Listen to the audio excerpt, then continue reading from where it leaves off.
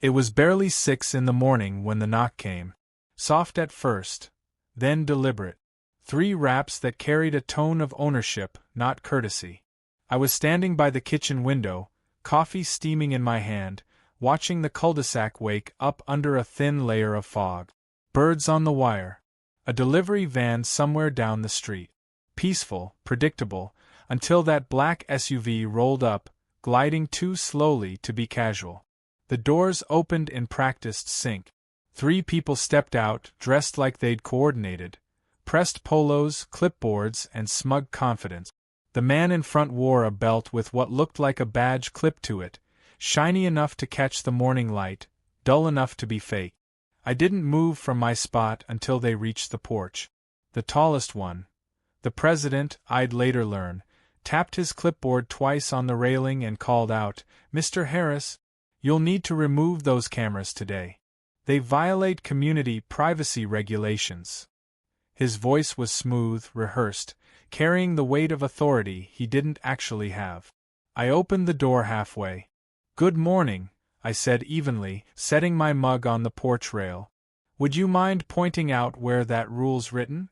He smiled like I'd just given him a chance to perform. "Article 12 of the HOA Security Code," he recited. "Unauthorized surveillance equipment is prohibited if it faces common property. It's a $500 fine per device." I let the silence stretch just long enough to make him uncomfortable. "I've read every article of that code," I said finally. "There is no Article 12. Behind him, one of the women shifted her weight, pretending to check her clipboard. The third member, a short man with a stiff posture, avoided eye contact completely. The president's grin thinned. "It's new," he said. "Just approved last week. You'll receive formal notice by mail." "Then I'll wait for that notice before I take anything down," I replied. He leaned forward slightly. "Or we can do this the easy way. You remove them now, and we don't file a violation. Think of it as cooperation." I didn't rise to it. Instead, I reached behind the doorframe, where a small red light blinked discreetly. The porch camera had been rolling since their SUV pulled up. I made sure he noticed. "You're recording us?" he asked, his tone shifting a half-step lower.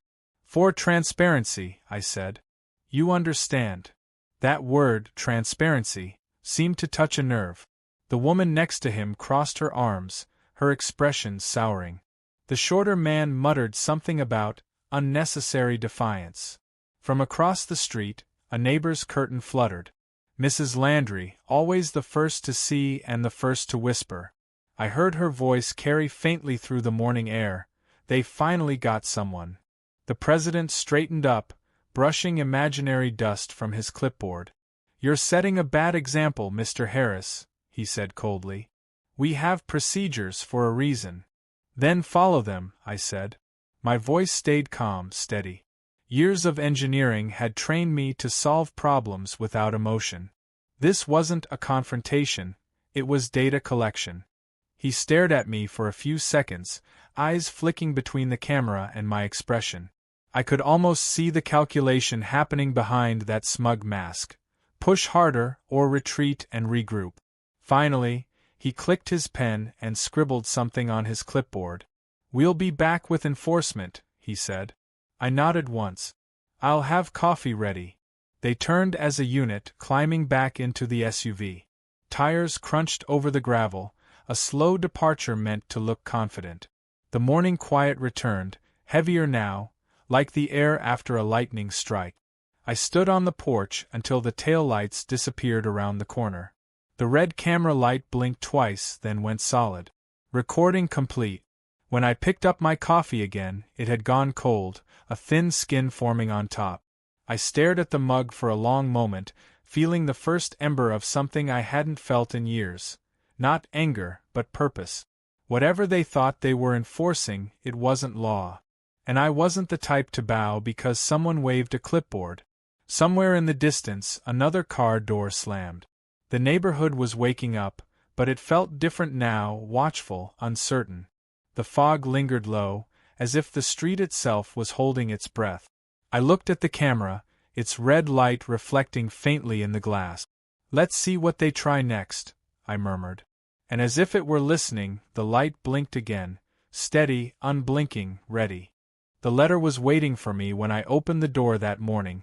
A plain white envelope, no stamp, no name, just the faint outline of something typed inside. It had been slid neatly under the door, like someone wanted me to find it before breakfast. I carried it to the kitchen, laid it on the table beside my laptop, and stared at it for a while. The sunlight from the window hit the paper just right, revealing a faint boot print on the corner. Size 11, probably the same kind of polished loafer the HOA president had been wearing yesterday. When I finally tore it open, I wasn't surprised. The letterhead was fake, a bad copy of the HOA's emblem, stretched and pixelated. The language was stiff and pompous, full of empty authority. "You are hereby notified that your unauthorized security equipment constitutes a violation under Article 12 of the HOA Security Code." Article 12 again. The same ghost rule he'd thrown at me the day before. The letter ended with a signature, approved and issued by the Compliance Department. Except there was no such department. And the signature, I'd seen enough of them in my time to know when something was off. The strokes were inconsistent, rushed, and the name, M. Fuller, didn't match anyone listed on the HOA's official roster. Article 12, I muttered, turning the paper over. Non-existent. Interesting. I grabbed my laptop and logged into the county's public records site. Every HOA regulation, amendment, and update was archived there, publicly accessible, time-stamped, and notarized. It didn't take long to confirm what I already knew. No Article 12. No Compliance Department. No M. Fuller. Just a void where their authority was supposed to be. Outside, the neighborhood had its usual mid-morning rhythm. Sprinklers ticking, dogs barking, a delivery truck groaning down the street. But it felt different now. I noticed blinds shifting, people watching. Word had spread faster than I expected. I stepped out onto the porch to get some air and found Mrs. Landry waiting by her mailbox, pretending to sort letters. She didn't look up right away. "They said the same thing to the McKennas," she said quietly, glancing toward me. "About their mailbox being too tall. Fined them $200 before they even had a chance to appeal." "Did they pay?" I asked. She nodded, her eyes darting toward the HOA office at the end of the street. "It went away after that." I thanked her, went back inside, and sat down again. This wasn't about cameras. It was about money. Control dressed up as regulation. I opened a fresh notepad and began writing down everything. The date, time, exact wording of the letter, names of those involved. I photographed the document, scanned it, backed it up twice. Then I played back the footage from yesterday's confrontation, marking timestamps of each exchange. There's a kind of peace that comes from preparation, from knowing you're building a foundation the other side doesn't realize exists. I'd spent a lifetime solving problems through documentation. This would be no different. While reviewing the footage, a faint sound caught my attention, muffled voices from the street outside the kitchen window. I turned down the audio, stood, and peered through the blinds. There they were. The HOA president and another man, standing by a contractor's pickup in the parking lot. The president handed him a folded stack of bills, small, quick, and discreet. The contractor pocketed it like muscle memory. They shook hands. I grabbed my phone, zoomed in, and hit record. The camera caught the whole thing. The handshake, the folded envelope, the smirk that followed. Then the president pulled out his phone, turned slightly away, and spoke into it. Even from this distance, his voice carried enough to catch fragments. "Make sure the letter looks official enough. Homeowners don't read the fine print anyway." That was all I needed. I backed away from the window, heart steady. The feeling wasn't anger, it was confirmation. Proof. I'd seen enough bureaucratic fraud in my time to know the pattern. Intimidation, false authority, quick money, and silence. But this time, they'd picked the wrong person to intimidate. By noon, I had a folder labeled HOA Corruption on my desktop. Inside were the documents, recordings, and screenshot. I drafted a short description, trimmed the first confrontation clip to under a minute, and overlaid a simple title in white text. Day 1. HOA corruption? My finger hovered over the upload button for a moment. Once it went online, there'd be no taking it back. The moment that video hit the internet, this quiet neighborhood would never be quiet again. I clicked publish. The progress bar filled slowly, each second stretching longer than it should. When it hit 100%, I exhaled, long and steady, and looked toward the window. Outside, the HOA president was still in the parking lot, talking on his phone, laughing at something. He didn't know it yet, but the real surveillance had just begun. By the time the man in the orange vest showed up, the sun was high and sharp, cutting the yard into clean lines of light and shadow. I'd been tightening a loose hinge on the gate when the sound of gravel crunching made me look up. A white pickup had pulled halfway onto the curb. Its magnetic door sign read, County Safety Inspection Division. Except the county didn't have a safety inspection division. The man who stepped out looked official enough at a glance. Vest, clipboard, boots scuffed just enough to look used, but the longer I watched him, the less it fit. His badge swung loosely from a lanyard, laminated with cheap plastic, the county logo printed like it had been pulled from a Google image search. He walked straight toward me, no greeting, no introduction. Just authority in motion. "Afternoon, sir," he said briskly. "I'm here for your safety compliance check. Need to inspect the property perimeter and any external surveillance devices." "Inspection?" I asked, wiping my hands on a rag. "Didn't schedule one." "It's a random check," he replied too quickly, his voice carrying that same tone I'd heard from the HOA president, confidence rehearsed, not earned. "Step aside, please. I have authority to check the premises." Behind him, curtains moved. Neighbors. Watching again. It seemed every time the HOA made a move, the whole street turned into an audience. I kept my tone even. "If you've got authority, then you'll have no issue verifying your credentials, right?" He frowned, pulling the laminated badge higher on his chest. "You can see it right here." "Sure," I said, leaning closer. The text under his name read, Authorized Agent, no ID number, no department seal.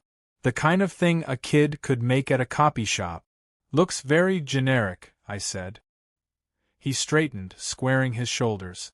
"Sir, refusal to cooperate could result in a citation." "Then I'd like to confirm with the county first." Before he could speak again, I pulled out my phone, opened the speaker, and dialed the county public works office. The ring tone cut through the silence like a countdown. Around us, more people had gathered. 2 doors down, a man mowing his lawn had stopped the blades mid-turn. Even Mrs. Landry was back at her window. The man shifted his stance. Sweat dotted his temple. "County Public Works, this is Ms. Reyes," came the voice through the phone. "Hi, Ms. Reyes," I said. "This is Daniel Harris, property on Pine Creek Lane. I have someone here claiming to be a county safety inspector. Says he's conducting a random compliance check." A pause. "The kind that stretches." "Sir," she said slowly, "we don't have anyone scheduled for inspections in your area today. Or this week." The inspector's eyes flicked toward the street, calculating exit. "Could you repeat that?" I asked, loud enough for everyone to hear. "I said," she repeated, firmer this time, "we have no one in your area. No inspections scheduled." The murmurs started, low and disbelieving. A neighbor muttered, "Didn't think they'd actually fake that." Another whispered, "Is that the same badge from yesterday?" The man in the vest took a step back. "There must be a mix-up," he said, voice cracking under the weight of eyes. "New system. Paperwork probably hasn't updated." "Then I'll wait for the paperwork," I said calmly. "Until then, you're trespassing." He opened his mouth to argue, but the words died somewhere behind his tongue. His hand twitched toward the badge, as if realizing how ridiculous it looked. I didn't move. Didn't raise my voice. Just waited. And that stillness, quiet, patient, absolute, broke him. He turned, muttered something about checking another address, and started walking fast toward his truck. The crowd parted like water, everyone filming now, phones raised, their faces a mix of confusion and disbelief. "Hey!" someone called from across the street. "What's your name, buddy?" No answer. The door slammed shut. The engine coughed, sputtered, then roared. The white pickup lurched into reverse, tires spinning gravel onto the curb. When he peeled out, something fluttered down from the open window, a small plastic card, catching sunlight as it landed near the gate. I bent down to pick it up. The badge. The lamination had cracked, revealing the truth beneath the gloss. A business card with a logo printed over another name. The company underneath wasn't County anything, it was a local construction firm. Behind me, the neighbors were buzzing, voices rising like bees after smoke. Mrs. Landry clutched her phone to her chest, whispering, "He ran." He actually ran. I turned the badge over in my hand and smiled faintly. "Guess the inspection's over," I said quietly. And as the rumble of the fake inspector's truck faded down the street, my front camera caught it all. The face, the badge, the moment of panic. The light blinked red, steady as a heartbeat. The HOA hall smelled like old carpet and stale coffee. The kind of place where people argued over paint colors and lawn lengths, never justice. But that night, every chair was filled. Rows of folding seats stretched to the back wall, neighbors murmuring to each other as phones were propped up discreetly on laps, cameras already rolling. The tension was thicker than the air conditioning could fight off.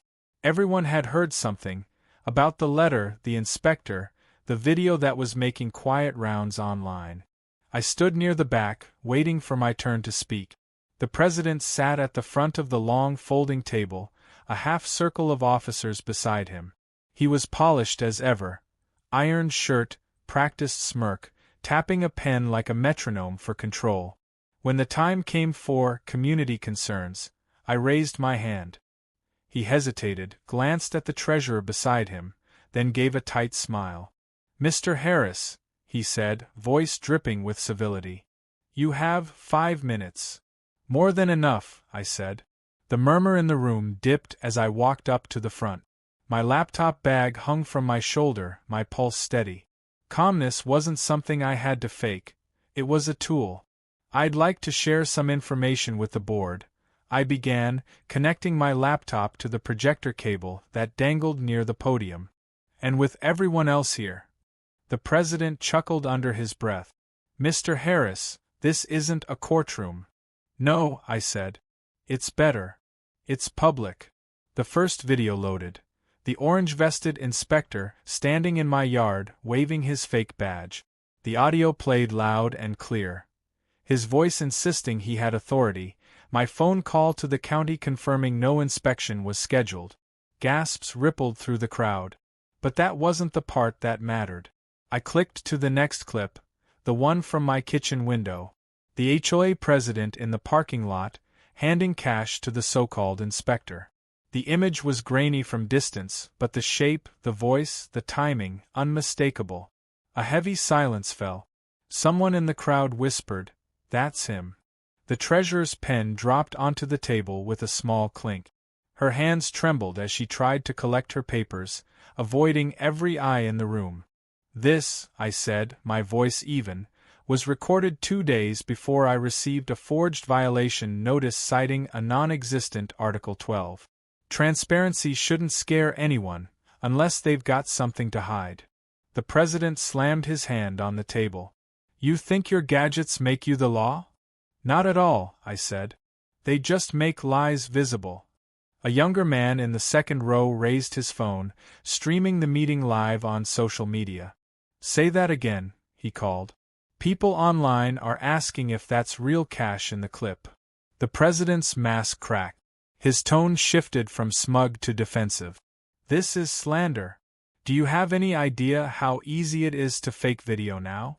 AI editing, deepfakes, whatever you call it, people can manufacture anything." I stepped aside, hands behind my back. "Then let's verify," I said quietly. "The timestamp is synced to county time servers." Metadata's untouched. You're welcome to bring your own expert. The treasurer suddenly stood up, knocking over her chair. Papers scattered across the floor. She didn't say a word, just grabbed her purse and walked out, face pale as plaster. Phones followed her retreat, lenses glinting under the fluorescent light. Murmurs turned to whispers, whispers to ripples of disbelief. Wait, someone in the back said. If that's fake, why is she leaving? The president's pen snapped in his grip. He stood now, pacing behind the table, trying to reassert dominance. Enough of this circus. You're trespassing on private meeting time. This is a public HOA meeting, I said. You posted the agenda yourself. Anyone here can speak. The younger resident, the one live-streaming, turned his camera toward the front. We're still rolling, he said. Over 200 people are watching right now. The president froze, the color draining from his face. I let the silence work for me. Then I spoke, softly. When people use fake power to silence others, documentation becomes a form of self-defense. That's all this is, proof. He slammed a palm down. This meeting is adjourned. But no one moved. Not even his board members. Then, from the back of the room, a calm voice broke through the tension. Clear. Professional. Male. Actually, it said, it's not adjourned yet. Everyone turned. A man in plain clothes stood near the door, a badge hanging just visible from his belt. His tone was even, official. County enforcement is already on their way. Gasps rippled through the crowd again, louder this time. The president froze mid-step, his mouth half open, the echo of his authority fading into silence. And for the first time since this began, I saw it. The look of someone realizing the power they thought they owned had just been revoked. The house was quiet again. No knocks, no shouting, no whispered gossip bleeding through thin walls. Just the soft hum of my computer fan and the faint hiss of rain against the window. It had been weeks since the meeting, weeks since the president's voice cracked under the weight of his own lies. The footage had done its work. County enforcement handled the rest. Arrests, statements, resignations, all of it documented, all of it public. But tonight, I wasn't done. Not yet. On the screen in front of me, a timeline of video clips stretched across the editing software, each moment neatly marked with timestamps, captions, and transitions. The fake inspector, the cash handshake, the outburst at the council meeting. And finally, the moment the detective's voice came through that packed room. County enforcement is already on their way. I tightened the cut, balanced the audio, and layered in soft ambient music, steady, calm, almost documentary-like. The goal wasn't revenge. It was clarity. People needed to see how easily authority could be faked, and how quietly truth could dismantle it. When the final export finished, I added the title. How My HOA Tried to Fake the Law. A part of me hesitated before hitting upload. I knew what came next. Attention, questions, noise. But I also knew silence was what they had counted on from the start. The progress bar crawled upward. 10%, 40%, 100%, and with a soft click, it was live. I leaned back in the chair, the glow of the monitor washing over my face. The rain had stopped. Outside, the neighborhood was still. The same cul-de-sac that had once looked at me like a troublemaker now sleeping under streetlights. By morning, everything had changed. The view count had jumped past 100,000 before I even finished breakfast. By lunch, local reporters were emailing, asking for interviews. County officials issued statements about transparency measures and community oversight reforms. Someone at City Hall even called the HOA's behavior a textbook case of private corruption. The next day, I stepped outside and found Mrs. Landry waiting on the sidewalk with a thermos of coffee and a small, hesitant smile. "You made us proud," she said, voice softer than usual. I shook my head. "No," I told her. "I just pressed record." She laughed, but there was something like relief in it, the sound of fear unclenching after too long. Around us, neighbors waved. People who used to cross the street when they saw me now stopped to talk, to ask questions, to thank me. For once, the street felt alive in a good way. That night, I sat at my desk again, not to edit, not to post, just to breathe. The glow from the monitor painted the room in pale blue, the kind of calm that only comes after surviving a storm. For the first time in months, I let myself believe it was over. The video had gone national by then. 1 million views. Then 2. Headlines framed it like a scandal, but what mattered most was that quiet messages kept arriving from people all over, homeowners, tenants, small-town citizens, each one saying the same thing. This happened to us too. The sound of justice, I realized, isn't loud. It's consistent. I poured myself another cup of coffee, watching the steam curl in the dim light.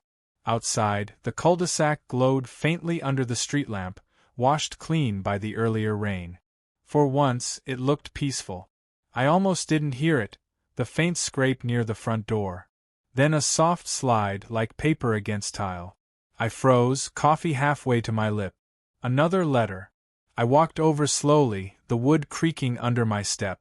There it was, a fresh white envelope resting against the threshold, just like before.